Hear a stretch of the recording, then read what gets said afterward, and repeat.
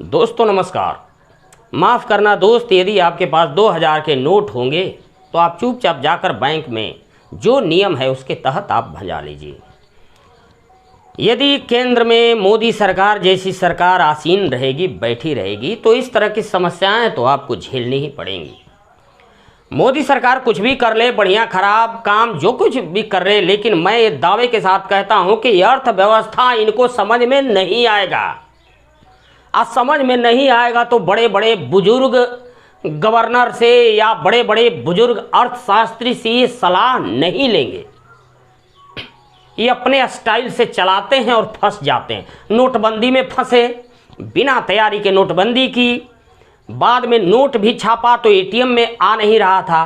क्या था, 1.5-2 महीने का समय दे दिया और काला धन वाले आराम से भजा लिए।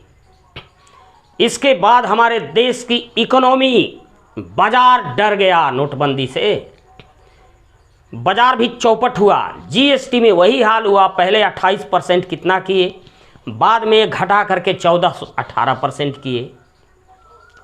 नोट छापना, अब देखिए ना, मोदी सरकार जो हिंदुस्तान में नोट छाप रही है, इससे घटिया नोट किसी भी देश में नहीं है। 10 रुपए के नोट तो ऐसे हैं कुछ ही दिनों में सड़ कड़ के रद्दी कागज से भी गंदे हो जा रहे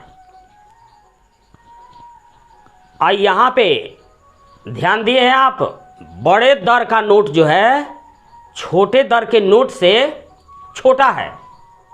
इसको सरिया के रखिएगा कैसे? रंग तो ऐसा कहीं फेंक दो तो रद्दी कागज है कि क्या, समझ में नहीं आएगा। एक बार मीडिया में खबर आ रही थी कि 150 के सिक्के आ रहे हैं। हमने सोचा कि 150 के सिक्के यदि मोदी सरकार ला देगी मार्केट में ना, तो हम तो भाई समाचार देखना बंद कर देंगे आज से। अरे यार, 100 रुपये के सिक्के हो सकते हैं, 200 रुपये के सिक्के हो सकते हैं, 150 के नहीं हो सकते। और 2000 का नोट, नोटबंदी के बाद 2000 का नोट जब आया ना, इतनी परेशानी हुई पूछिए मत। 2000 का नोट ले करके सारे लोग बाजार में घूम रहे थे, चिल्लर नहीं मिल रहा था। उसके नीचे 1000 का नोट था ही नहीं। 1000 का नोट होता तो 2 लेकर के भज जाता। 500 के नोट थे, वो भी कम संख्या में थे। तो 2000 का नोट लेकर के लोग दिन भर भूखे घूम रहे थे, कहीं जा आ पा नहीं रहे थे। बहुत सारे लोग 2000 का नोट भजाने के लिए धंधा किए, 50 रुपये अधिक दो, हम चिल्लर दे रहे हैं। इस तरह का काम हुआ। मतलब हमारे कहने का मतलब है कि कुछ भी मोदी सरकार को समझ में आ जाए, अर्थव्यवस्था समझ में नहीं आएगी।